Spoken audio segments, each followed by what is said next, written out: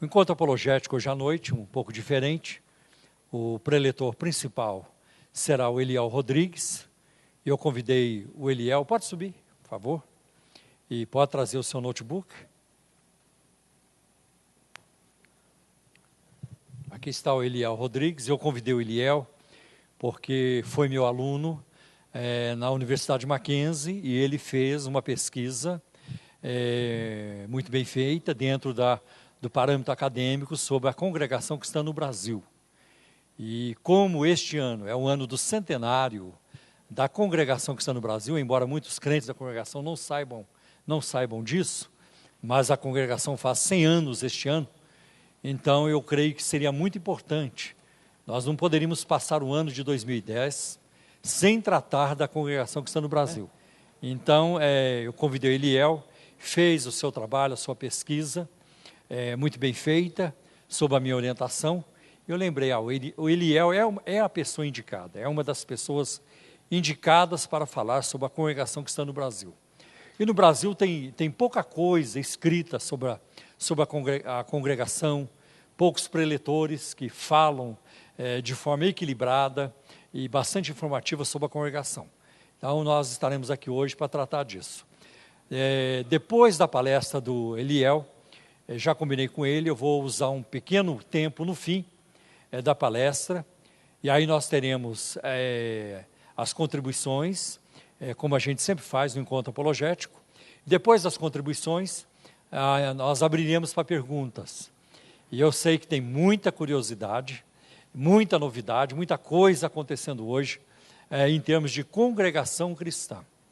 E todos vocês que são da congregação cristã, tem alguns que eu cumprimentei antes da palestra, vocês são ainda motivo maior da nossa alegria. E nós recebemos vocês com muito respeito e com muito carinho.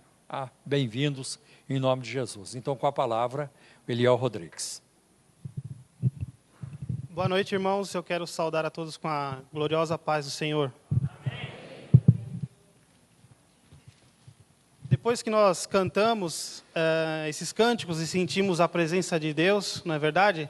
Já valeu a nossa estada aqui, né? Já poderíamos ir embora, porque a presença de Deus está aqui neste lugar.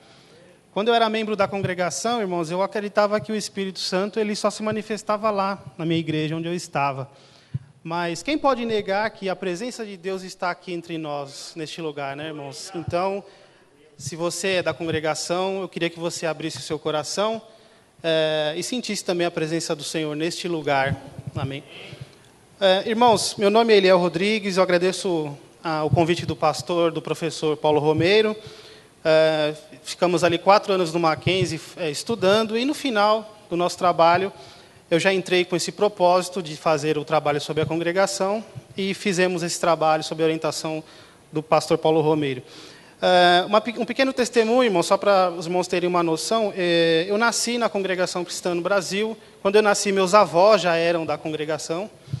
E eu nasci, cresci, passei a minha infância, a minha adolescência. Fui músico, ainda sou, né? Toco hoje na igreja que eu pertenço hoje. Me casei, tive meus 2 filhos lá também.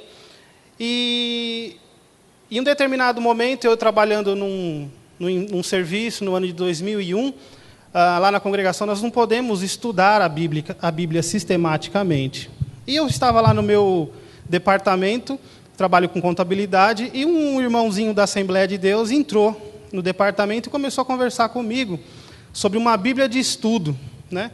Eu não tinha nem noção do que era a Bíblia de estudo, irmãos. E aí eu falei, mas o que é Bíblia de estudo? Aí ele falou, uma Bíblia que tem os estudos que você pode fazer e assim por diante. Eu falei, então me traz uma que eu vou comprar essa Bíblia. Isso aí foi no ano de 2001.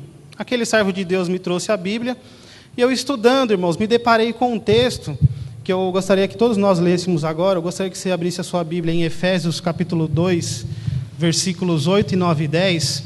Esse versículo ele mudou a minha vida, irmãos, e daquele dia, esses 3 versículos. E esses 3 versículos eu considero como a maior verdade apologética, viu, pastor Paulo Romeiro? Esses 3 versículos, para mim, é a maior verdade apologética que existe na palavra de Deus. Efésios 2, 8, 9 e 10. Hoje está muito moderno, né, irmão? A minha Bíblia está aqui no notebook, né? Mas é palavra de Deus também, né? Vamos ler? Efésios 2, 8, 9 e 10. Porque pela graça sois salvos, mediante a fé. Isto não vem de vós, é dom de Deus, não de obras, para que ninguém se glorie. Pois somos feitura dele, criados em Cristo Jesus, para as boas obras, as quais Deus de antemão preparou, para que andássemos nela. A minha versão é revista e atualizada. Eu tinha na minha mente, irmãos, que para se salvar era necessário praticar diversos atos, ser fiel a muitos mandamentos que a igreja colocava. E a igreja ensinava isso, que você só pode ser salvo se você permanecer firme até o fim, até os últimos dias da sua vida. E muitas vezes você ainda não tinha convicção da sua salvação. Então eu vivia nessa expectativa, precisando atender todos aqueles requisitos, aqueles mandamentos pesados, né? E muitas vezes não conseguia, e muitas vezes entrava em crise nesse sentido. Mas quando aquele irmãozinho da Assembleia de Deus me trouxe essa Bíblia de estudo, e eu me deparei com aquela pergunta, a primeira pergunta que eu olhei na Bíblia falava assim: o que preciso fazer para ser salvo? Né? E a resposta é simplesmente aceitar o Senhor Jesus como Salvador. Né? E ali falava, porque a salvação ela é de graça, a salvação é gratuita. Então esse versículo ele mudou a minha mente. A partir daí, iniciou uma nova etapa na minha vida, uma etapa de estudos. Comecei a aprofundar os estudos da Palavra de Deus. E estamos aqui hoje para ministrar essa palestra, irmãos. Então, irmãos, vamos aí começar. Todos estão aí com as apostilas, com as folhas, né? Nossa palestra está dividida em alguns tópicos: fé, radicalismo e perda de memória, que nós vamos explicar cada um deles. No primeiro ponto, nós colocamos aí os dados principais da congregação. O fundador da congregação que está no Brasil é o italiano Luiz Franciscon. Ele nasceu em 29 de 3 de 1866 e morreu em 7 de 9 de 1964. Em 9 de 3 de 1910, ele chega a São Paulo. Em 20 de 4 de 1910, 11 pessoas são batizadas na cidade de Santo Antônio da Platina, que ele viaja para lá, onde as primeiras 11 pessoas são batizadas. E em 20 de 6 ele retorna a São Paulo e inicia os seus trabalhos no bairro do Brás, em São Paulo. O número de templos hoje no Brasil, irmãos, do relatório de 2008, são 17.584 templos. Só em São Paulo são 4.643. Número de membros, no último censo do IBGE de 2000, se declararam membros da congregação 2.489.113 membros. E hoje ela está presente em 53 países. Um pequeno esboço histórico de como o fundador chegou ao Brasil e de como que ele iniciou seus trabalhos. Luiz Franciscon, fundador da CCB, nasceu no norte da Itália, na província de Udine, na comarca de Cavasso Novo. Após cumprir o serviço militar, ele imigrou para os Estados Unidos, chegando à cidade de Chicago em 3 de 3 de 1890, e a sua profissão era mosaísta, irmãos. Ele fazia mosaicos em igrejas, em escolas, em edificações. O ano de 1890, em Chicago, é muito significativo, irmãos, porque nesse ano, nessa década, havia ali nos Estados Unidos uma efervescência religiosa muito grande, devido aos movimentos holiness, né, ou movimentos de santidade.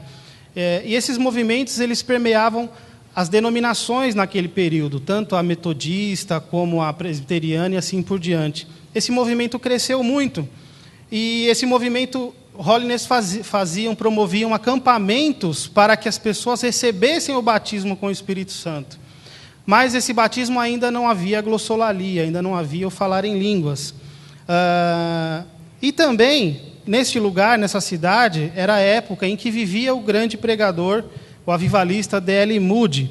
Então, eu coloquei esse dado importante para nós percebermos que quando Franciscon chega a Chicago, ele encontra ali uma efervescência religiosa, ele encontra ali um movimento religioso. E isso tudo vai influenciar a sua fé, a sua mentalidade, a maneira como ele enxerga as coisas. Podemos lembrar, irmãos, que 1890 são apenas 10 anos anteriores do evento de Topeka, ali do pastor Parham, onde a primeira pessoa falou em línguas, ele recebeu o batismo com o Espírito Santo falando em línguas. Em dezembro de 1891, ele aceitou o evangelho pela pregação de um missionário italiano chamado Michele Nardi, né? Então ele estava ali em Chicago, esse missionário italiano, missionário também, Holiness, pregava também sobre o batismo, sobre a volta de Cristo. Franciscon, escutando a sua pregação, aceitou o evangelho pela pregação dele, de Michele Nardi. Em março de 1892, ele participou da fundação da primeira igreja presbiteriana em Chicago e chegou ao cargo de ancião ou presbítero. Então, esse retrospecto é muito importante, principalmente para aqueles que são membros da congregação. Porque na congregação nós temos aquele mito de que a congregação surgiu do nada, apareceu do nada. Em 1910, não existia nada antes. Então, esse retrospecto histórico é muito importante para os membros entenderem que a congregação não surgiu do nada, mas surgiu de um movimento em que o seu fundador foi se convertendo a uma igreja, passando por outra e trazendo consigo diversas afirmações de fé. Em 1894, irmãos, ele recebeu uma revelação. Ele estava trabalhando em Cincinnati, Ohio. Ele estava fazendo um trabalho de mosaísta nesse lugar. E ele estava num quarto orando e lendo o texto de Colossenses, aquele texto que fala sepultados com ele no batismo, né? E ele ali recebe uma revelação de Deus, entendendo que não havia sido batizado corretamente, ou seja, por imersão. A igreja presbiteriana, ela batiza por aspersão e efusão. A partir daquele momento, o Franciscon entrou num conflito, e isso aí ia durar muitos anos, quase uma década, esse conflito, porque ele entendia que não havia sido batizado de acordo às Escrituras. Em 1898, a Igreja Presbiteriana de Chicago recebeu como membro o italiano Giuseppe Beretta. Esse irmão Giuseppe Beretta, irmãos, ele era membro da Igreja Metodista Livre. Ele se converteu à Igreja Presbiteriana Italiana de Chicago, onde Franciscon era ancião, membro, tesoureiro, onde passou muitos anos da sua vida ali, se casou ali na Igreja Presbiteriana. Eu quero ressaltar mais uma vez, esses dados são importantíssimos, principalmente aos membros, que Franciscon era de uma igreja assim, ele se converteu pela pregação de um missionário, e ele serviu a Deus muitos anos ali na Presbiteriana Italiana de Chicago. Esse irmão Giuseppe Beretta era um metodista, e eu coloquei esse dado como importante porque mais uma influência exterior ali entrava na igreja presbiteriana, uma outra visão, um irmão que vinha com uma outra visão metodista, no caso. Em 1903, então Franciscon, irmãos, compartilhou com esse Giuseppe Beretta aquela revelação que ele havia recebido sobre o batismo. Ele confessou para ele que não se sentia bem e confessou para ele que achava que não tinha sido batizado corretamente. Só que em 1903, o irmão Beretta, ele se antecipou a Franciscon. Ele se batizou primeiro. Ele foi numa igreja, lá a igreja chamada Igreja dos Irmãos, e ele se batizou primeiro. E o Franciscon, quando soube daquela notícia, ele até se espantou. Então ele pediu para aquele irmão Beretta, disse o seguinte: no dia 7/9 de 1903, que era um feriado nos Estados Unidos, o dia do trabalho, eu também quero ser batizado por você, você vai me batizar. E o Franciscon foi ali na igreja presbiteriana e anunciou para a igreja que ele iria se batizar por imersão, no dia 7/3. O pastor estava viajando, o pastor não estava presente. Os irmãos já devem imaginar o que causou ali, né? O burburinho que deve ter causado ali na igreja presbiteriana. No dia 7/3, 25 irmãos foram assistir o batismo do Franciscon no Lago Michigan, ali em Chicago.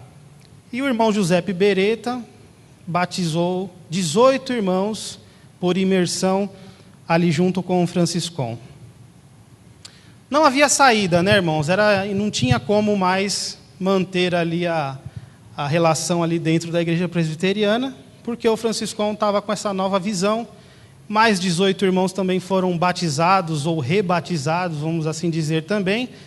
Esses irmãos, eles saem da presbiteriana italiana, eles acabam por cindir com a igreja presbiteriana, passando a reunir-se em casas.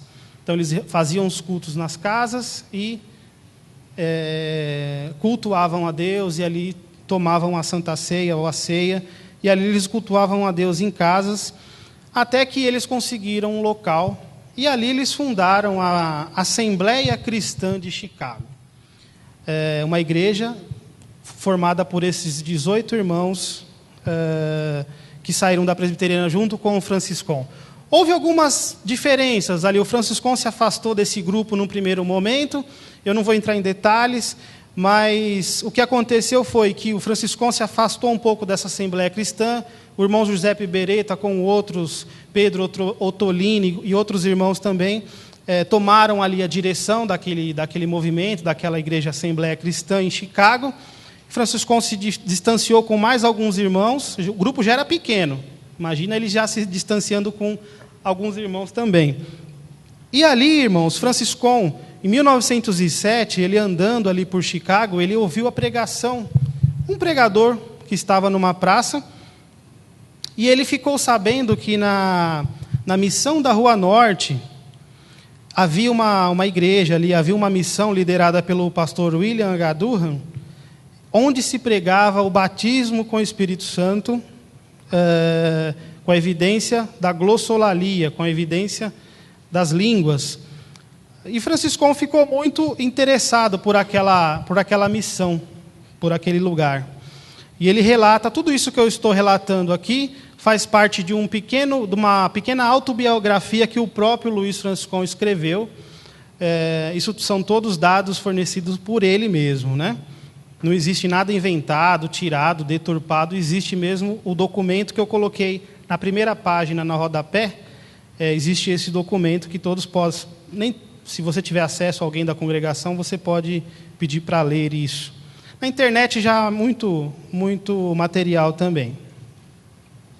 Franciscon visitou aquele lugar, irmãos, e depois foi comunicar àqueles irmãos que ele havia saído da Assembleia Cristã de Chicago, que ali na missão da Rua Norte havia uma pregação diferenciada, havia alguém ali que estava pregando um batismo com o Espírito Santo, com línguas, né? Uma coisa diferente ali para a época. Esse pastor Durham é o mesmo pastor que esteve com William Seymour, ali na Rua Azusa, em 1906. O pastor Durham estava presente lá nos trabalhos, e por também questões doutrinárias, ele acabou saindo da Rua Azusa e fundando essa missão da Rua Norte. Então podemos ver, irmãos, que a vida de Franciscon, a vida da congregação cristã no Brasil, como nós vamos ver mais para frente, está toda permeada pelo movimento pentecostal da Rua Azusa, pelo movimento do pastor William Durham. Não tem como fugir da nossa história, não tem como fugir das nossas raízes, né, irmãos? E é importante sabermos disso. Em 1909, antes disso, ele comunicou para aqueles irmãos da Assembleia Cristã que ele havia se separado, que havia um movimento ali na missão da Rua Norte. Alguns irmãos foram visitar ali, e foram batizados com o Espírito Santo ali na missão do pastor Durham. Aqueles irmãos retornaram para a Assembleia Cristã de Chicago, e ali na Assembleia Cristã de Chicago também, o Senhor começou a batizar muitos ali com o Espírito Santo também. Vários irmãos começaram a receber ali o Espírito Santo, e na congregação nós temos um linguajar diferente, o Paulo Romero, pastor. Nós dizemos que recebemos a promessa. Eu não digo assim, fui batizado com o Espírito Santo, mas que eu recebi a promessa, né? Então, ali na Assembleia Cristã de Chicago, se tornou a primeira igreja italiana pentecostal ali nos Estados Unidos, irmãos. Em 1909, após aquela efervescência, muita gente indo congregar ali, o Senhor chamando muitas pessoas ali, o Senhor chamando também um outro linguajar. Eu vou começar a usar uns linguajares aqui comuns também para o meio da congregação. Muitas pessoas aderindo ali. A Assembleia Cristã se tornou uma agência missionária muito grande. Começou a enviar missionários por todos os Estados Unidos. Muitos missionários iam para a Itália. E o Franciscon recebeu, diz ele, uma outra revelação, que ele deveria vir para o Brasil, né? Depois nós vamos perceber mais para frente, irmãos, que Franciscon era italiano e a sua pregação, o seu trabalho missionário se deu especificamente no Brás, ali em 1910, onde a colônia italiana era muito forte no bairro do Brás. Antes de chegar ao Brasil, em 1909, irmãos, ele fundou ali na Argentina a Assembleia Cristã na Argentina, uma denominação que existe até hoje. Eu coloquei também em nota de rodapé, vocês vão ver aí site, na referência bibliográfica também, o pastor de lá dando o testemunho de como que foi fundada a igreja lá. E essa igreja existe até hoje na Argentina. E em março de 1910, ele chega a São Paulo, no Brasil. Então, esse é o itinerário do fundador, Luiz Franciscon, que da igreja presbiteriana teve contato com o movimento pentecostal, advindo ali da Rua Azusa, do Seymour, com o pastor Durham, e empreendeu a viagem missionária para pregar exclusivamente a mensagem pentecostal no nosso país, entre os italianos do bairro do Brás. Essa é a primeira parte, irmãos, o esboço histórico, muito resumido, logicamente, são muitos detalhes, né, idas e vindas, mas aqui já dá para nós entendermos qual é a origem da congregação cristã no Brasil. O terceiro ponto, irmãos, sobre fé, ou seja, qual é a fé da congregação? O que a congregação esboça, explícita como fé? O que ela confessa como fé? O corpo doutrinário da congregação, vou começar a chamar de CCB, que é a sigla, está baseado em 12 artigos de fé e representa uma típica igreja pentecostal.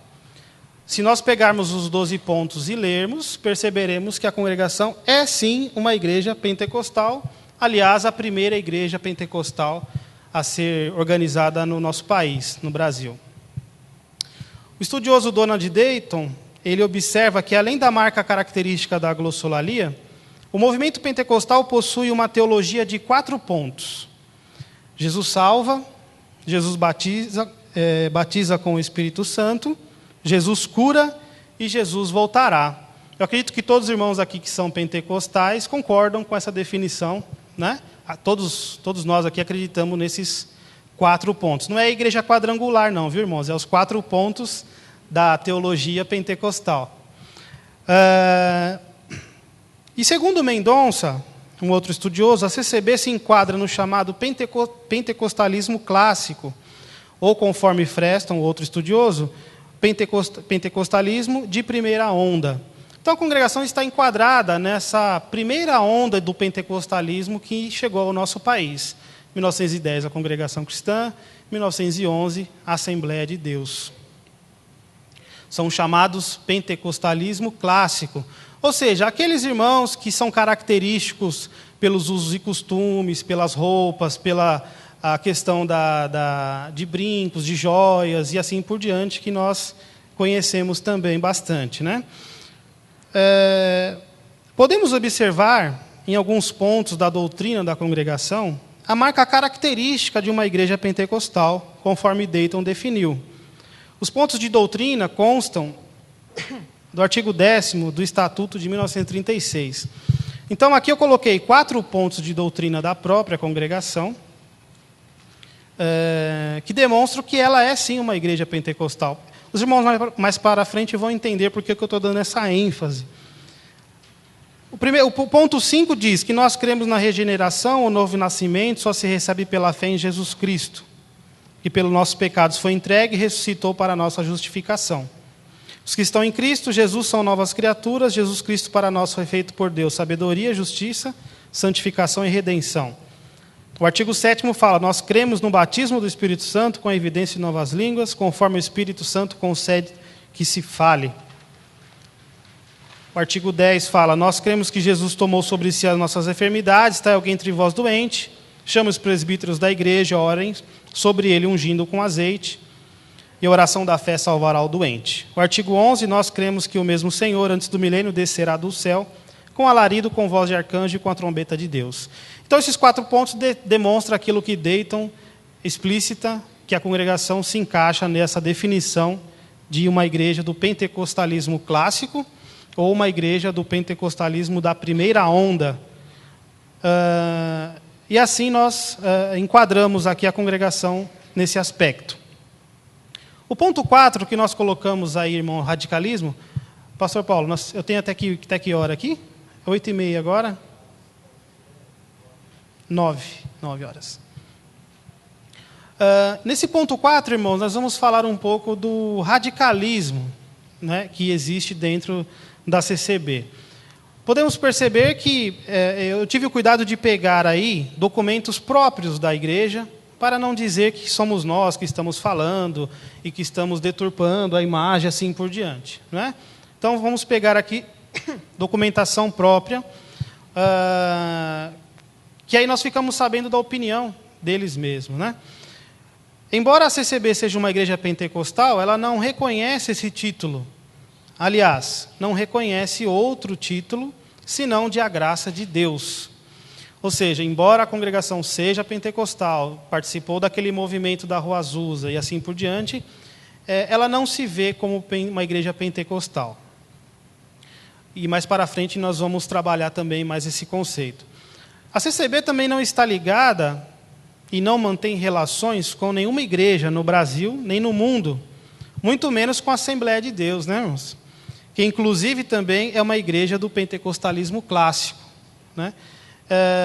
Então eles não mantêm relacionamentos com igrejas, eles não têm relacionamentos com nenhum grupo, inclusive, irmãos, nem com aquela Assembleia Cristã na Argentina, que foi fundada pelo próprio Franciscão, nem com eles, que seriam irmãos, vamos dizer assim, né, de sangue ali próximos de primeiro grau, eles não mantêm nenhum tipo de relacionamento, nenhum tipo de colaboração.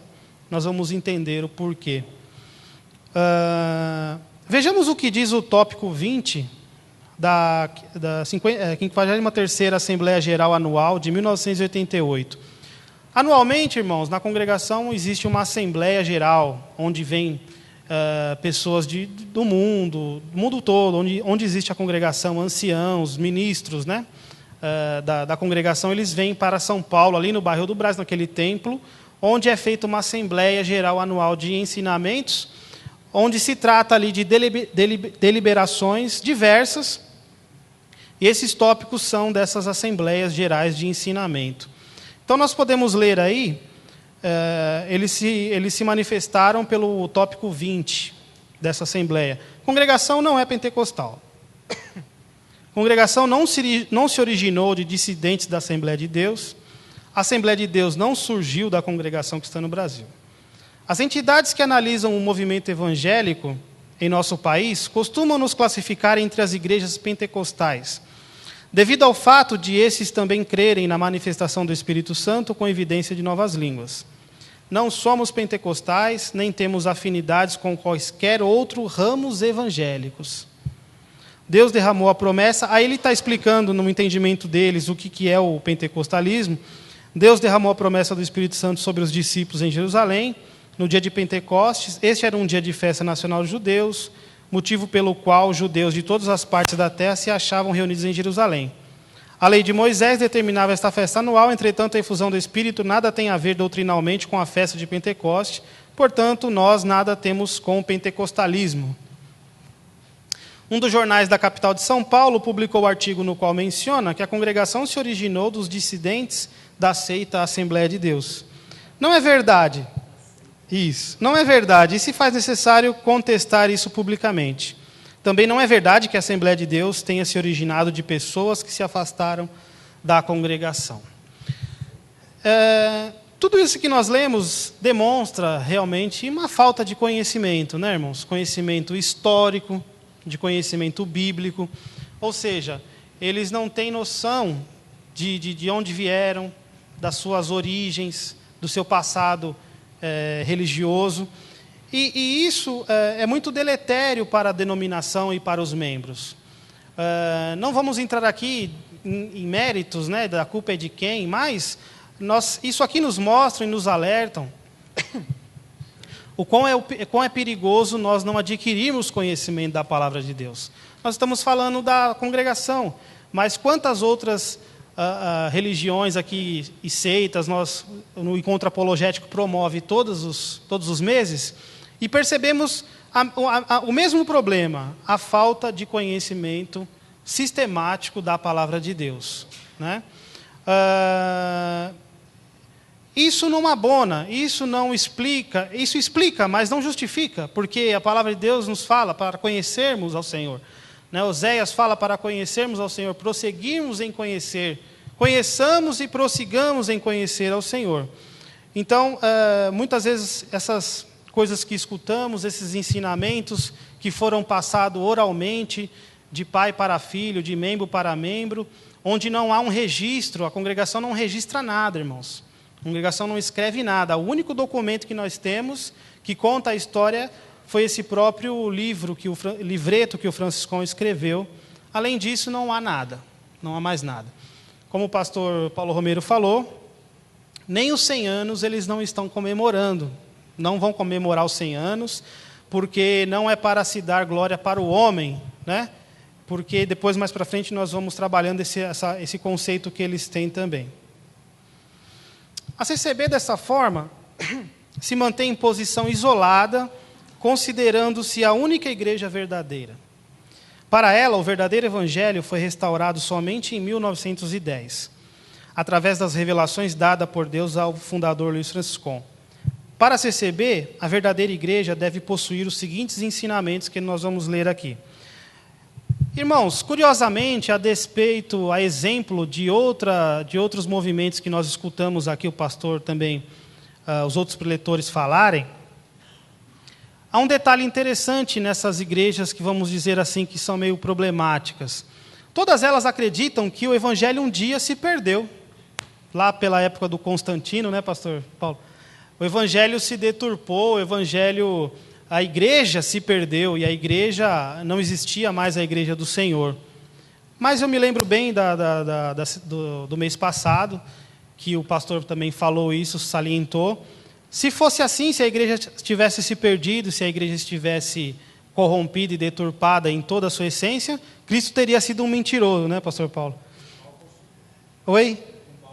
Um mau construtor e um mentiroso, porque ele disse que as portas do Hades, as portas do inferno, não prevaleceria sobre a sua igreja. Então, irmãos, vamos tirar isso da cabeça, que a igreja se perdeu. A igreja sim se contaminou, normal, quando a igreja chegou ao poder, no século IV, com Constantino. Mas a igreja não se perdeu totalmente. Sempre houve um remanescente, sempre houve os fiéis que serviram a Deus em espírito e em verdade.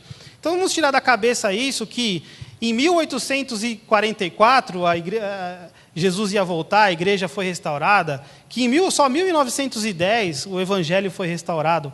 Isso não existe, irmãos. O evangelho nunca foi perdido. A igreja nunca foi deturpada em toda a sua essência. Mas alguns pensam assim. A maior dúvida, uma das maiores dúvidas que eu tinha quando era membro da congregação, era como se salvava antes de 1910. Como que se salvava antes de 1910? Porque se só agora a verdade foi restaurada, o evangelho foi restaurado, e só agora existe a igreja que pode conduzir as pessoas à salvação. Lemos lá em Efésios 2, 8, 9 e 10, que a salvação é pela graça, né? Nenhuma igreja pode ter o monopólio da salvação, né, pastor? Nenhuma igreja pode ter as rédeas da salvação de uma pessoa. Isso é romanismo, né? Nós, descendentes da tradição protestante, né, nós sabemos que a salvação é pela graça, que o justo vive pela fé. Então, nenhuma placa, nenhuma denominação, nenhuma seita, nenhuma organização pode se considerar a graça de Deus. A palavra de Deus em Tito fala que a graça de Deus se manifestou trazendo salvação a todos os homens. Então, quem é essa graça que se manifestou, senão o próprio Senhor Jesus? Então, a congregação desenvolve, a despeito daqueles 12 pontos de doutrina que nós observamos, irmãos, são no papel aqueles pontos de doutrina. Na verdade, na realidade, existem os ensinamentos orais. Aqueles ensinamentos que não estão escritos em lugar nenhum. Aquela etiqueta não escrita, aqueles costumes não escritos. E para eles, a igreja verdadeira possui esses 11 ensinamentos que eu vou ler agora. Primeira, na igreja verdadeira, o batismo correto é praticado pela fórmula composta de Atos 2:38 com Mateus 28:18 e 19. Portanto, todas as pessoas batizadas de forma diferente devem ser rebatizadas quando aderem à congregação que está no Brasil. Eu agradeço a Deus por estarmos hoje aqui conversando, não estamos denegrindo a imagem de ninguém, não estamos falando mal de ninguém, mas precisamos trazer informações, precisamos alertar aos irmãos. Então, você precisa estar ciente que se você é um membro de alguma igreja evangélica, que você já se batizou, que se você passar para a congregação, se você aderir para a congregação cristã no Brasil, você vai precisar ser rebatizado. Então, você analisa isso, se isso aí é coerente. 2, a verdadeira oração é aquela praticada somente de joelhos. E ainda tem um embasamento bíblico aí, irmãos, Filipenses 2:10. Então, confere lá, vê se Filipenses 2:10 fala realmente isso. As mulheres que oram ou profetizam devem ter a cabeça coberta com um véu. 1 Coríntios 11. Os membros devem saudar-se com o ósculo santo. 1 Tessalonicenses 5:26. A verdadeira salvação é a paz de Deus e não a paz do Senhor. O dízimo pertence ao Antigo Testamento e não ao Novo. O verdadeiro obreiro, para quem não quer pagar o dízimo é bom, né, irmãos? Pagar não, devolver ao Senhor, né?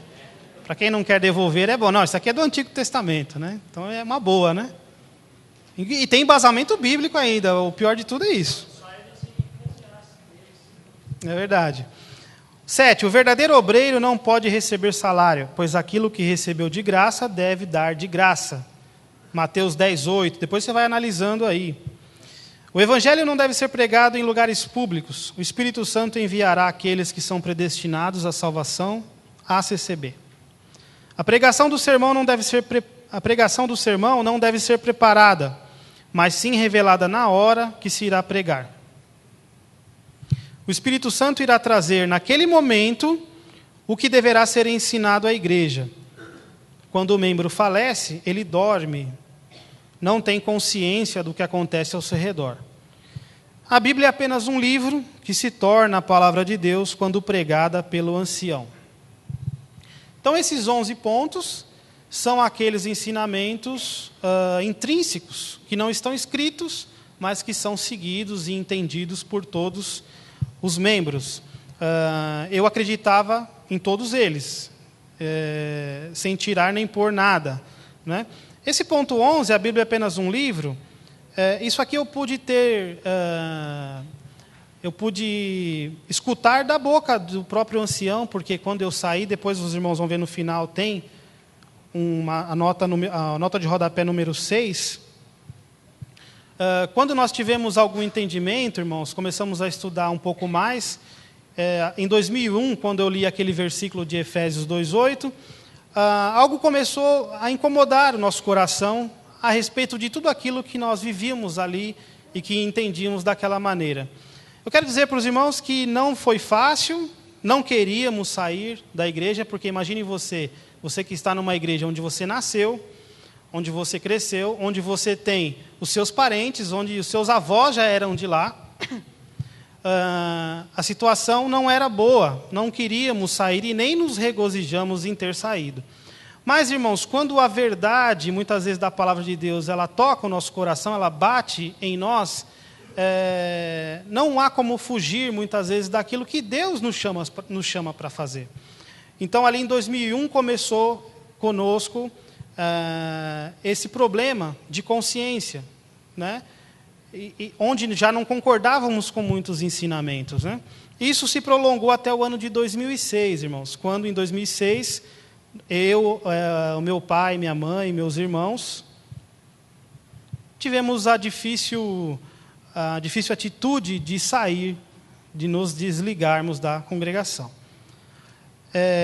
Na nota 6, os irmãos vão encontrar aí na internet a nossa carta de desligamento, a carta que nós enviamos aos líderes, aos anciãos, explicando os motivos da nossa saída.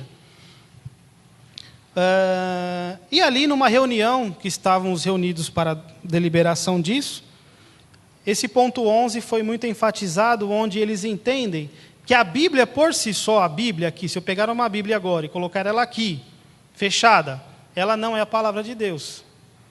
Ela só se torna a palavra de Deus quando revelada para o ancião, para o pregador, e ele abre e a lê.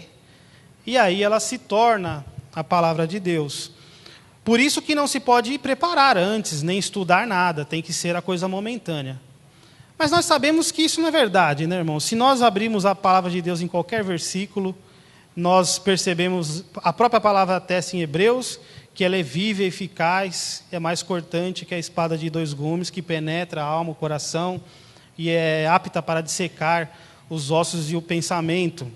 Então nós percebemos que há um erro de entendimento em relação à própria palavra de Deus. Nesse ponto, eles precisam rever esse ponto, entender que a palavra de Deus é a Bíblia, que a simples leitura de um versículo tem poder de converter o pecador, que a palavra de Deus não precisa ser nem pregada. Se ela for lida, se ela for um folheto entregue a alguém na rua, com um versículo bíblico, esse versículo, esse trecho lido, ele tem poder em si mesmo de converter as pessoas. E isso nós temos visto durante a história do cristianismo, muitos testemunhos. Eu me converti porque eu li um livreto, eu me converti porque eu escutei um versículo bíblico, eu me converti porque alguém me deu uma Bíblia, e eu abri em João 3,16 e li e me converti.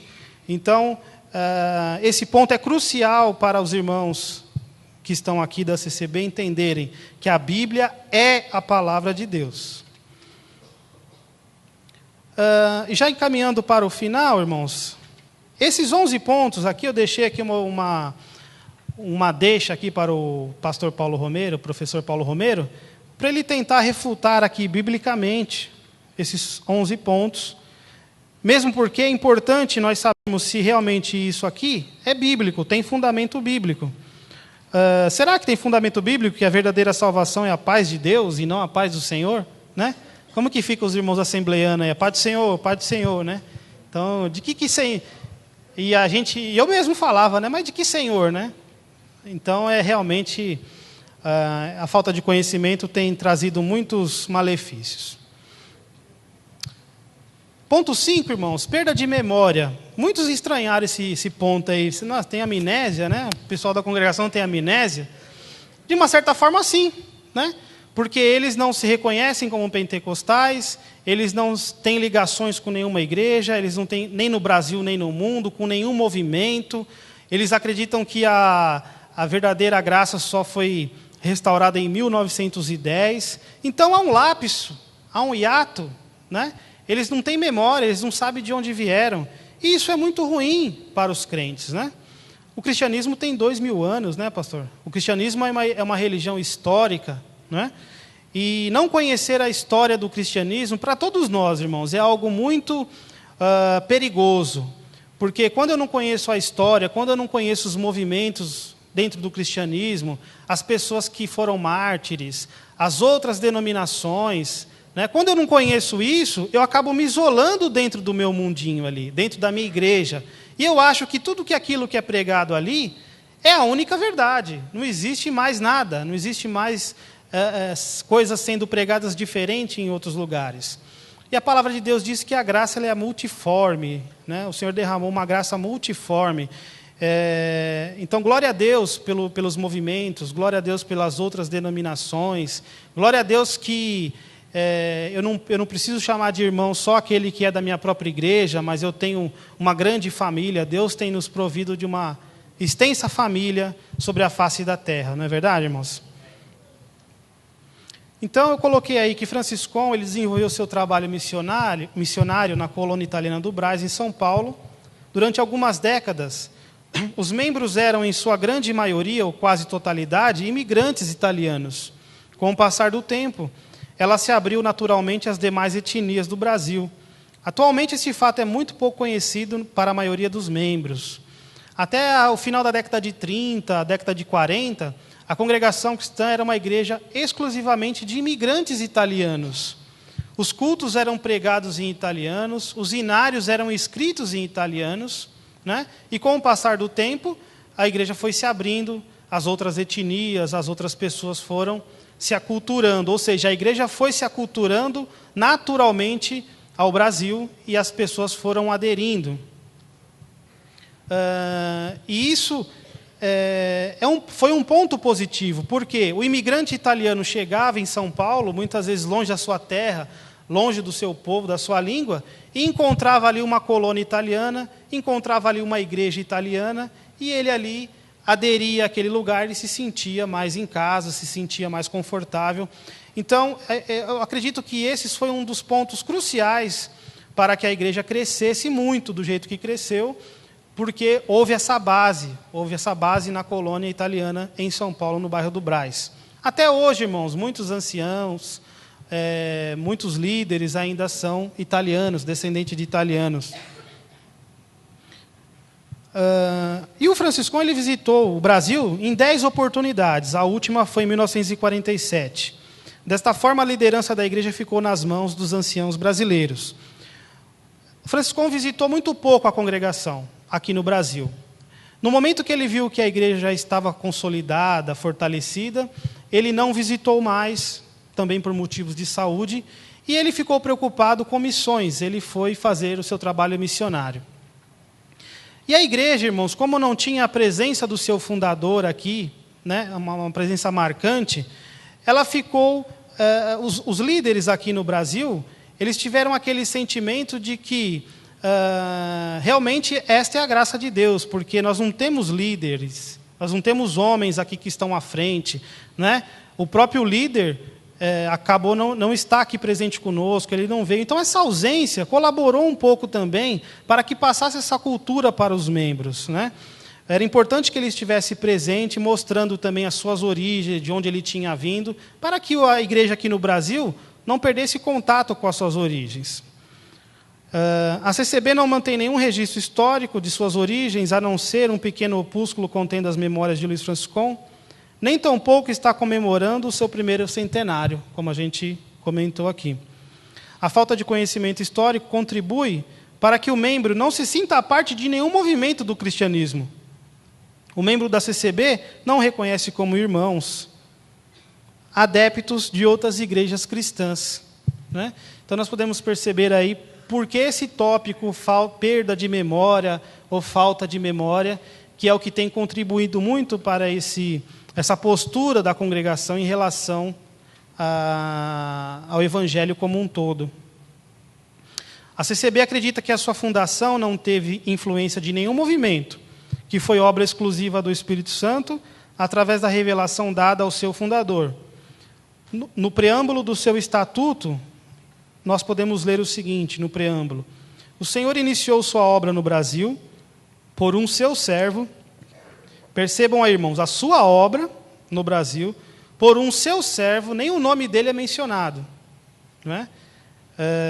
Em junho de 1910, sem denominação alguma.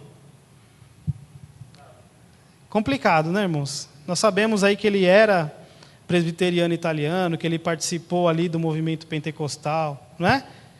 Propagando-se, todavia, rapidamente por intermédio de seus crentes, desde então chamados por fé em nosso Senhor Jesus Cristo. Então podemos ver aí a própria fala da CCB, não é a minha fala, mas a própria fala deles, mostrando essa falta de conhecimento. E mais, irmãos, eu não diria tanto falta, eu também não diria falta de conhecimento. Parece que isso é intencional para que passe aquela imagem de que a congregação não foi fundada por ninguém, não foi fundada por homens, mas foi fundada exclusivamente pelo Espírito Santo, né? E por isso que nós fizemos esse trabalho lá na faculdade, junto ao professor Paulo Romero, buscando essas origens, para que isso chegue ao conhecimento maior de maior número de membros, para que eles vejam que não é desta forma, né? Que o fundador ele teve realmente origens, que a congregação ela também professa a mesma fé pentecostal da Assembleia de Deus e assim por diante de outras igrejas pentecostais também. Pastor Paulo, eu vou ser pontual, hein? Falta 3 minutos aqui, já estou nas considerações finais aqui. Então, indo para o ponto 6 aqui, irmãos, considerações finais, depois nós vamos abrir para perguntas, para as considerações do pastor Paulo também. Então, como demonstrado neste esboço, a CCB foi a primeira igreja pentecostal a ser organizada no Brasil. Mas a CCB não aceita qualquer classificação religiosa, pois se considera a graça de Deus o único caminho verdadeiro para o céu. Infelizmente, a falta de conhecimento bíblico tem afastado a CCB da comunhão com as demais igrejas brasileiras. Isso tem provocado certo orgulho religioso. Os membros de outras denominações que aderem à CCB precisam ser rebatizados. Não é permitido ao seu membro visitar outras denominações. Caso isto ocorra, o tal membro é disciplinado. O conhecimento, de forma geral, não é estimulado e, quando adquirido, não serve em nada para a fé. Nós não estamos dizendo, cada um de nós, irmãos, temos a nossa igreja, né? Devemos amar a nossa igreja, amar a nossa denominação. Eu não estou fazendo um discurso aqui que agora nós temos que visitar todas as igrejas, que nós temos que colaborar em todas as igrejas, que temos que estar em todas as igrejas e assim por diante. Mas nós precisamos ter essa consciência de que não é só a nossa igreja que prega o Evangelho, não é só a nossa igreja que vai levar as pessoas para o céu através da pregação, não é? Que o Senhor não se utiliza só de um grupo, mas que a graça de Deus ela é abundante, né? Então isso precisa estar na nossa mente. Que o irmão da outra denominação é meu irmão, se ele confessa ali a Jesus, a palavra de Deus como seu Salvador. Então isso precisa, eu não preciso estar com ele, eu não preciso estar na igreja dele, eu não preciso largar a minha igreja, eu não preciso agora ficar sem igreja, não, agora eu sou do reino, né, pastor? Não tenho igreja, não é isso, você deve amar e ficar na sua igreja, mas deve ter essa clareza de mente que o Evangelho e a salvação e a graça é Jesus Cristo, irmãos, a graça é o Senhor Jesus. Não é nenhuma denominação, placa, movimento, igreja, fundador, não é ninguém que recebeu revelação especial, a revelação já foi dada na palavra de Deus, não é? O próprio apóstolo Paulo fala, se um anjo do céu descer com uma nova revelação, com alguma revelação, você considere como anátema, porque nós já temos a revelação especial de Deus contida na palavra de Deus. E finalizando aqui, irmãos, o que está acontecendo hoje na congregação? Então, a pós-modernidade tem trazido enormes desafios à CCB. Atualmente, os membros têm acesso a muitas informações pela internet, rádio, TV. Através desses meios, ele participa de comunidades, ouve e assiste pregações, escuta músicas gospels e etc. Muitos sites são de membros da CCB. No site de relacionamento Orkut, existe mais de 1000 comunidades relacionadas ao tema CCB. Uma comunidade tem mais de 50 mil pessoas só em uma comunidade, irmãos. Isso demonstra como o membro está ansioso por conhecer e se comunicar com o mundo exterior, com o mundo existente fora dos muros da sua igreja. Muitos são os membros que se desligam após adquirirem conhecimento bíblico. A produção de pesquisas e informações sobre a CCB poderá produzir nos seus membros algum fruto de reflexão e de conhecimento, o que contribuirá para o resgate das suas memórias. Então, hoje nós estamos vivendo uma época onde a informação está aí aberta, a informação está com livre acesso para todos, né? E os membros da CCB são os mais ávidos, irmãos, pelos sites na internet, pelos relacionamentos pelo Orkut, criar comunidades. Para quê? Porque eles não têm a liberdade lá dentro para estarem discutindo, tirando dúvidas. Surgiu dúvida na cabeça de um membro, né? Nossa, mas eu escutei uma música gospel e eu senti a presença de Deus. Será que isso é de Deus? E aí, onde que ele vai recorrer para ter essa informação? Então, estão indo para a internet, estão indo para a televisão, rádio e assim por diante. Então, nós acreditamos, irmãos, que toda essa informação disponível poderá trazer um fruto de reflexão para os membros. Eventos como esse, comemorações do centenário, mostrar a história da congregação, é muito importante para que o membro lembre as suas raízes e possa se sentir parte de um todo também, não é? Uma coisa que eu não coloquei aí também, muitos membros, como eu relatei também, que saíram da congregação, existem algumas dissidências da congregação já também. Existe uma igreja chamada Congregação Cristã Apostólica, ela é de Goiás, eram de ex-membros da congregação. Existe uma associação de membros aqui na Armênia, na rua Pedro Vicente, associação de membros da congregação Cristã no Brasil. São pessoas também que deixaram, estão se reunindo também lá, em cultos e assim por diante. E na internet, irmãos, vocês vão ver todo tipo de aberrações e de comunidades e de informações sobre a congregação, né? Existe até uma congregação, uma igreja no sul, que foi formada por um ex, essa é boa, pastor, por um ex-ancião da congregação, Congregação Cristã no Brasil do Sétimo Dia, essa é boa, né? Do Sétimo Dia. Então não estava bom não, só ser da congregação. Todos aqueles ensinamentos, né, pesados não estavam suficientes para guardar o sábado agora também. Senão não se salva, né? E assim eu termino, irmãos, esperando assim que tenha ficado clara a nossa posição dessa importância desse resgate histórico, dessa perda de memória, para que isso tudo possa trazer um fruto de reflexão e de informação para os irmãos também. Uma coisa que eu quero deixar bem claro para os irmãos: a congregação não é uma igreja comum igual à sua igreja, que você acha que se você for lá, eles vão te aceitar, eles vão aceitar ir na sua igreja também. Então isso é muito importante você ficar ciente, porque muitos irmãos de algumas denominações, inclusive a Assembleia de Deus, que foi uma das mais cooptadas, né, pastor, das mais procuradas, o membro também vai um pouco sem orientação, ele vai muito inocente, achando que ele também vai receber uma visita recíproca, que ele, da mesma forma que está considerando o membro está considerando ele. Então, isso não é verdade. Então, vocês fiquem atentos, vocês que têm parentes da congregação também, vocês são alvos também do proselitismo religioso, que nós não colocamos aqui. É muito forte o proselitismo, né? Ou seja, evangelizar alguém que já está evangelizado é 90% do caminho andado, né? Fica fácil evangelizar as pessoas. A famosa expressão pescador de aquário, né? Vamos pescar no aquário. Então, assim, irmãos, o sentimento é sempre de amor, é sempre de comunhão, de respeito, mas de informação. Nós precisamos estar bem informados e para não cometermos alguns enganos, né? Sabermos realmente onde estamos pisando. Eu quero agradecer a todos, agradecer ao pastor Paulo Romero, a quem eu passo a palavra agora. Vai ter as perguntas aí, vai ter o... Deus abençoe a todos, irmãos. Muito obrigado, Eliel. Daqui a pouco o Eliel voltará e nós juntos estaremos aqui, responderemos as perguntas. Eu quero deixar algumas informações e que não dá para tocar tudo, é claro, e o tempo não permite também, mas eu queria tratar dessa questão.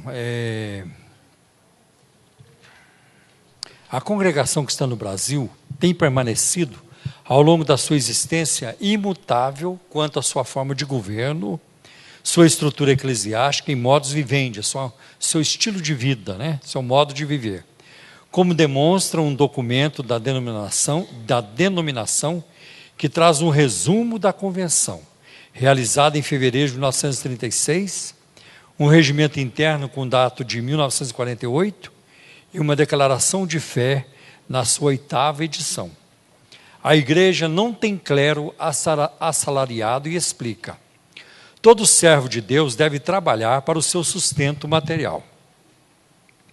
Não dependendo da irmandade, pode agir com mais franca imparcialidade em todos os casos que se apresentarem. Isso está na página 3. E aqui eu apresento mais alguns itens do regimento interno. Moléstias contagiosas. Em obediência às leis sanitárias do país, não devem participar de nossos cultos e reuniões pessoas atacadas de moléstias que essas leis considerem consideram contagiosas. Leituras estranhas. O povo de Deus não tem necessidade de frequentar outros cultos e nem de ler leituras religiosas de diferentes princípios. Na Sagrada Escritura existe de tudo que se precisa, individual e coletivamente. Casamentos. A congregação não admite cerimônias religiosas em casamentos, a não ser uma oração que poderá ser feita por qualquer irmão presente quando não houver ancião, cooperador ou diácono, pois isso não faz parte do ministério. Portanto, os servos não devem assumir esse compromisso. Não é permitido realizar casamentos nas casas de oração da congregação cristã no Brasil. O fiel deve abster-se de compartilhar em banquetes matrimoniais ou outros que o possam contaminar, transgredindo a eterna verdade de Deus. Atos 15, 29. Bom, eu tenho 2 pontos aí que eu gostaria de comentar. O primeiro, a questão do salário do pastor. A congregação precisa ler 2 Coríntios capítulo 11, versículo 8. Os crentes da congregação, a liderança da congregação, precisa prestar atenção naquilo que a Bíblia diz em 2 Coríntios capítulo 11, versículo 8, quando Paulo diz assim: outras igrejas despojei eu, recebendo delas salário para servir vocês. Então o apóstolo Paulo abertamente afirma que chegou a receber salário das igrejas. Não era uma constante na vida de Paulo. Quando Paulo precisava, ele trabalhava materialmente, ele fabricava tendas. Mas quando ele podia, e as igrejas podiam, elas também sustentavam o seu ministério. Tá? Uma outra coisa, eu já fui em casamentos de membros da congregação cristã no Brasil, até porque parte da minha família é de lá. Nós temos aí 2 anciãos na família, pelo menos. Eu já fui várias vezes em casamentos. Mas teve uma ocasião que eu fui num casamento. O casamento foi numa churrascaria. Aí o juiz veio, fez a parte cívica, legal, né, do casamento. E só teve essa também. Não houve uma oração. A palavra Deus não foi comentada. Não se fez qualquer oração para agradecer pela comida. Nada. Nada disso. Então nós comemos, e a comida estava muito boa. Isso eu não posso esquecer. A comida estava muito, porque foi numa churrascaria muito boa. Que comida! Mas eu saí de lá com algo no meu coração, e me entristeceu muito. Interessante que para este casamento, Jesus não foi convidado. Para aquele casamento, Jesus não foi convidado. E eu fiquei assim triste pelos noivos, ou pelos recém-casados ali. Eles foram casados, mas ninguém podia fazer uma oração, pedindo a Deus que abençoasse aquele casal. Tudo em nome de regras, de leis, que você não encontra base nas Escrituras. Né? Funerais. O serviço a ser feito em funerais deve ser julgado de acordo com o momento. Todavia, não se deve levar o corpo na casa de oração, pois isto tornar-se um hábito e imitação de costumes mundanos, que não se fundamenta na fé apostólica e na palavra de Deus. É interessante que é costume na congregação cristã no Brasil não se orar a não ser ajoelhado. A oração não deve ser feita em pé, não deve ser feita sentado. Tá? Então, ou você se ajoelha para orar, ou não vai orar. Mas eu fiquei surpreso quando no funeral de um dos nossos familiares, os anciãos,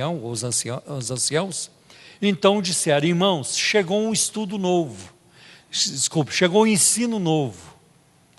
E agora, por causa das leis sanitárias, normas de higiene, então nós agora podemos orar em pé no funeral. Então, no funeral nós podemos orar em pé. Então, esse chegou um ensino novo. Né? Então, me faz lembrar muito o mormonismo. Está sempre chegando um ensino novo.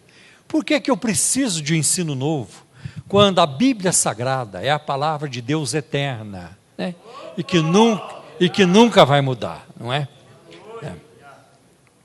Agora uma coisa positiva, né? A política, nas congregações não são admissíveis partidos de espécie alguma. Cada um é livre cumprindo o seu dever de votar, que é uma determinação da lei. Todavia nós, remidos pelo sangue do concerto eterno, nunca poderemos votar em partido que negue a existência de Deus e a sua moral. Quem ocupar cargos no ministério não deve aceitar encargos políticos. Não se deve permitir que candidatos a cargos políticos venham fazer propaganda ou visitar as casas de oração com esta finalidade. Estava um dia numa reunião com alunos da Universidade Metodista, e a Yara Monteiro, a professora Yara Monteiro, que deu aula na Universidade Metodista, e ela pesquisa também a congregação. E ela nos disse o seguinte, que na congregação, a congregação não abre espaço para comícios, para atividades políticas. Tá? O último político a ir à congregação que está no Brasil, a visitá-la, foi em 1960. Foi Jânio Quadros. E ele nem foi apresentado. Nem falaram no nome dele. Então, os políticos já sabem que é perda de tempo ir lá na congregação que está no Brasil. Eles não vão abrir espaço para isso. Parabéns para eles neste aspecto. Porque, infelizmente, em muitas de nossas igrejas, é uma farra no mau sentido. É terrível. É terrível. Eu poderia contar para vocês inúmeros exemplos disso. É lamentável o que se passa no nosso meio. Eu, uma vez, estava falando numa reunião de obreiros, pastores, tinha uns 1.200 pastores. O local estava lotado aquele dia. Lotado. De repente, eu fui interrompido, depois de uns 20 minutos falando, eu tinha 1 hora para falar. E alguém disse assim, não estou caçando a palavra do pastor Paulo Romeiro. É que chegou aqui o fulano de tal, um político aí desses terríveis, terríveis. E ele vai falar com vocês, irmãos. E eu sentei, e dali a pouco o político chegou, acompanhado, né, de outros ali do lugar. E ele pegou o microfone, e ele começou assim. Eu também sou vosso... Eu não posso imitar, só vou saber quem é. Agora já me traí. Meu Deus!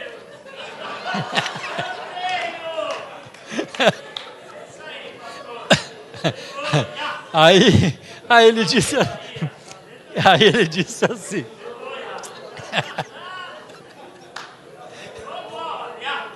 Aí ele disse assim, eu também sou vosso irmão.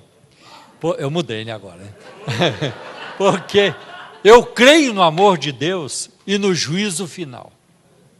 Irmãos, caiu um fogo.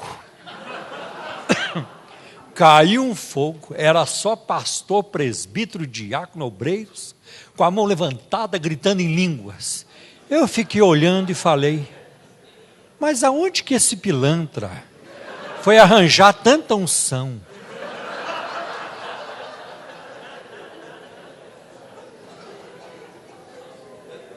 É um homem terrível, que naquele dia já tinha passado numa sinagoga, depois já tinha passado por um centro espírita, e do centro espírita veio para o púlpito. Aí vocês percebem a situação da igreja evangélica brasileira. Aí vocês percebem quão triste é. E eu fico perguntando, o que o Espírito Santo achou daquilo naquele momento? O que Jesus achou daquilo naquele momento? Quando um ímpio, e não é ímpio normal não, é um ímpio especial. É um ímpio especial. É ímpio com I maiúsculo. O que Jesus achou de um ímpio, daquele calibre, falando aquilo ali e gente gritando em línguas estranhas? Glossolalia, né? Temos usado aqui. Mas vamos terminar. Jornais e propaganda. Não possuímos jornais e propagandas religiosas e nem literaturas religiosas, assim como não nos correspondemos com os que os editam. Não devemos, portanto, colaborar de espécie alguma. Outras luzes não precisamos, nem queremos.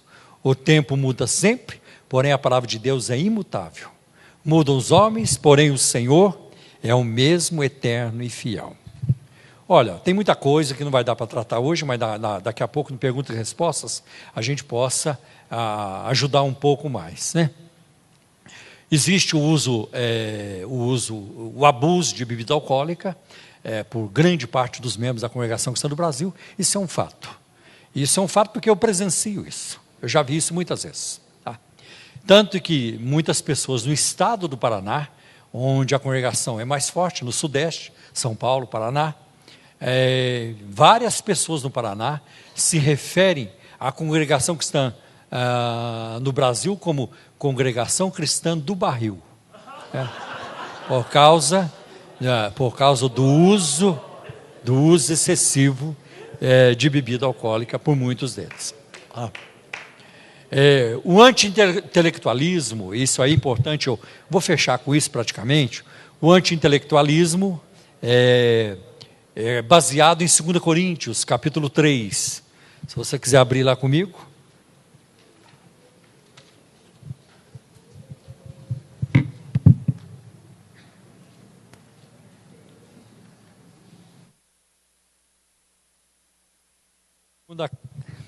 Segunda Coríntios, capítulo 3.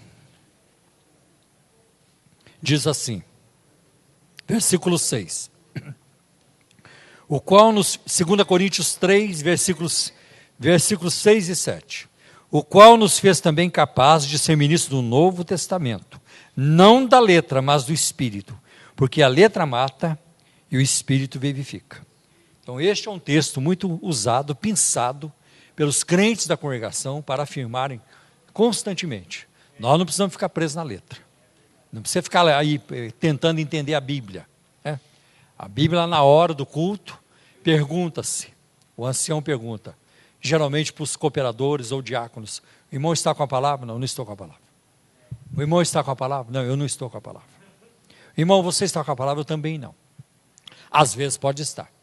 Mas quando ninguém está com a palavra, o ancião não vê opção a não ser abrir a Bíblia. E aonde abrir, ele vai ler. Eu já vi, por exemplo, abrir num salmo tal e ele foi falar outra coisa. Você, meu irmão, que está com problema de finanças, o Senhor vai suprir. Você que está com um membro da sua família hospitalizado, o Senhor já enviou o anjo para cuidar. Você que vai viajar, ainda não chegou a hora. Está vendo? Aqui Deus fala. Olha como Deus fala. Mas isso também eu posso fazer. Posso fazer. Você quer ver? Já vou arranjar algumas profecias para você aqui hoje. Você que está aqui hoje pela primeira vez, o Senhor está mandando você dar uma oferta hoje de R$2.000.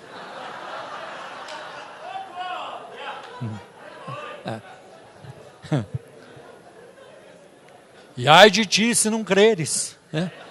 Assim. Então, tem muitas formas de você fazer isso. Você quer ver uma declaração profética que a gente não erra? O Senhor está dizendo que aqui tem casais que discutiram essa semana. Acertei.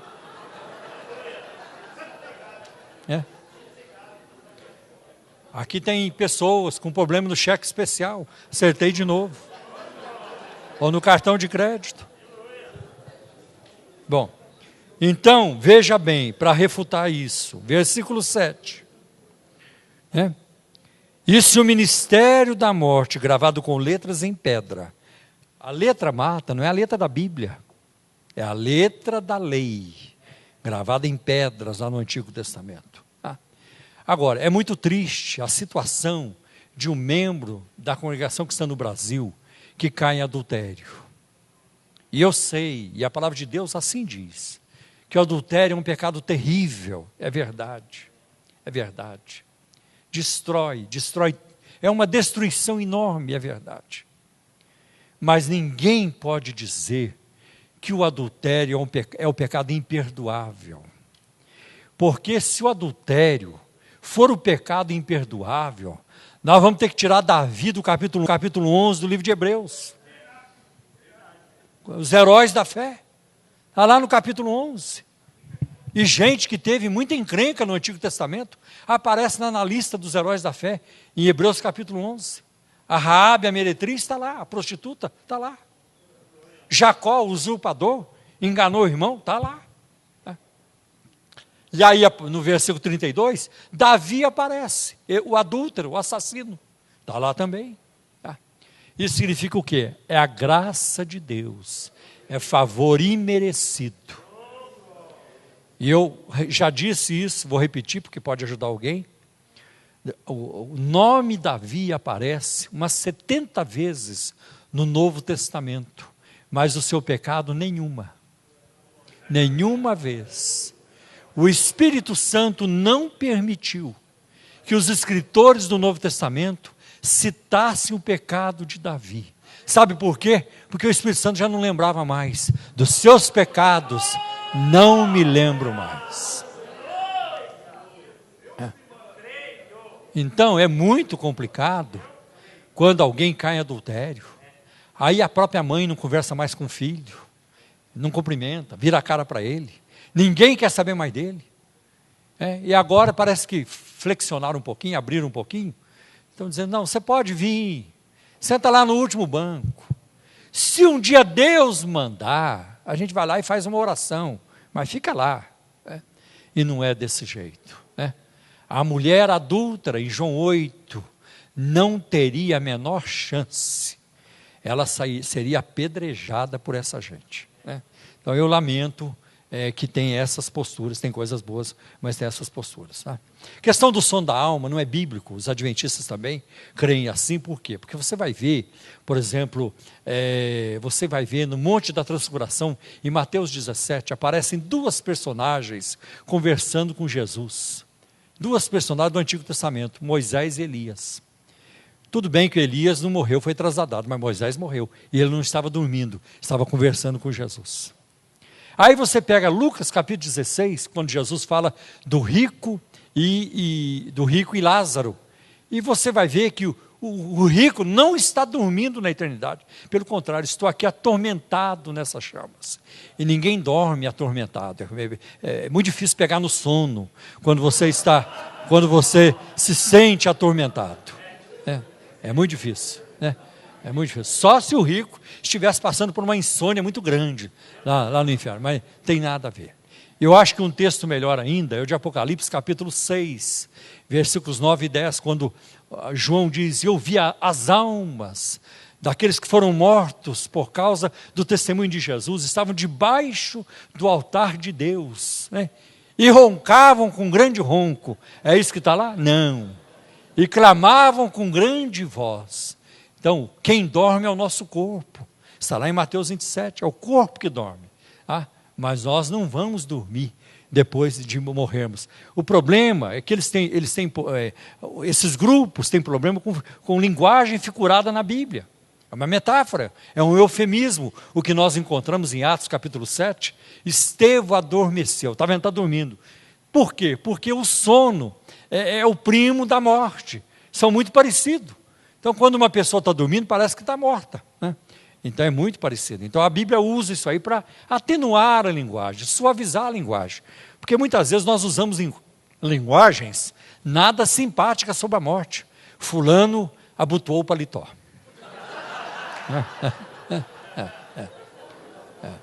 Fulano esticou a canela. É verdade.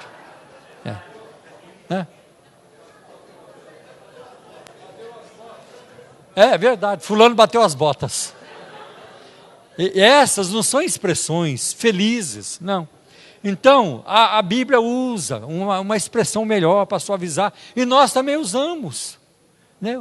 Fulano passou para o Senhor, né? Fulano descansou, e assim por diante. Então é isso que a Bíblia faz. Então nós vamos terminar neste momento,